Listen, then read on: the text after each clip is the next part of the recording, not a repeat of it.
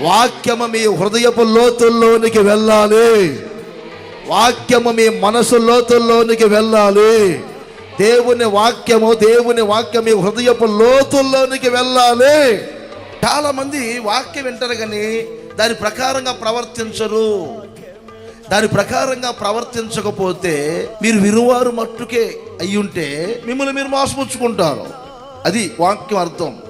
వాక్యాన్ని ఎలా మర్చిపోతారు? వాక్యమే కదా మన జీవం, వాక్యమే కదా మన ఆత్మకు ఆహారం, వాక్యమే కదా మన బలపరిచేది, వాక్యమే కదా మనల్ని స్థిరపరిచేది. వాక్య విషయంలో అశ్రద్ధ చూపకూడదు. వాక్యమును వినాలి.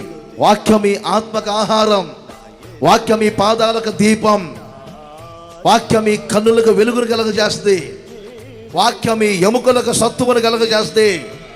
వాక్యం ప్రతి క్షణం మీ ప్రాణాత్మ దేహములను కంట్రోల్లో పెడుతుంది, సాధుపరుస్తుంది. దేవుని వాక్యం విలువైనది. అది రెండంచులు కలిగిన ఖడ్గం. ప్రాణ ఆత్మ శరీరములలో దూరాలి, నరములను ఎముకలను కీళ్లను దూరి విభజించి ఆ మైలమంతటిని తొలగించేది శక్తి కలిగిన దేవుని వాక్యం. శక్తి కలిగిన దేవుని వాక్యం మీ లోపట లోపట లోపట వేరు పారాలి. హల్లెలూయా.